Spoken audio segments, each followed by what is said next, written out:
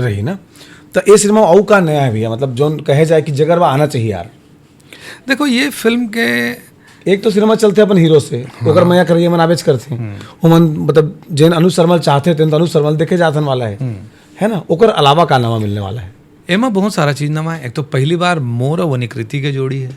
पहली बार अनिकृति भी बड़े स्टार है। अनिकृति और मैं पहली बार एक साथ आए ये फिल्म में। दूसरा बात ये फिल्म के म्यूजिक बहुत शानदार है। एमा जो ह्यूमर है, जो कॉमेडी सीक्वेंस है वो बहुत कमाल के है।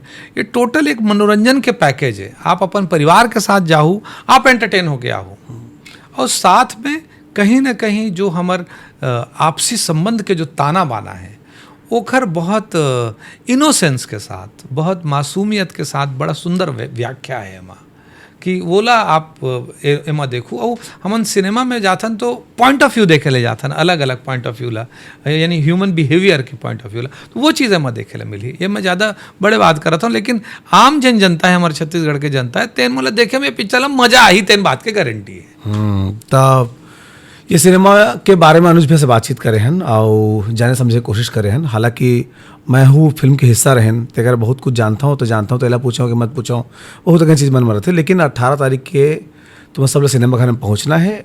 लिखत फिल्म में मुझे महसूस है भैया प्यार के जो मायना है ना, कई ठन पिक्चर जैसे ठन वो सेटर में दीपक लिखा रहे थे, कई ठन अलग अलग भाषा में पिक्चर बन चुके हैं, सब में वो दीपक वाला सीन स्वेटर वाला हवा है, लेकिन ओला कहे के तरीका अलग अलग है। उसने मोला जो महसूस होती है फिल्म में, ये प्यार ला बताए के, परिवार ला बचाए के एक पैकेज है ओवरऑल, जिसमें नया पीढ़ी स्पेशली बिल्कुल उनकर मन पर बहुत जरूरी है। जब आप माइक्रो फैमिली हो गए, जब आज आप कोई ला टॉलरेट नहीं कर सकता तो अपन जीवन में आप बहुत ज़्यादा ब्रेकअप्स होते, वो समय में एक दूसरे के प्रति वो प्रेम ला, वो भाव ला, वो जिम्मेदारी ला और रिश्ता के अहमियत ला समझे बर ये फिल्म देखना चाहिए।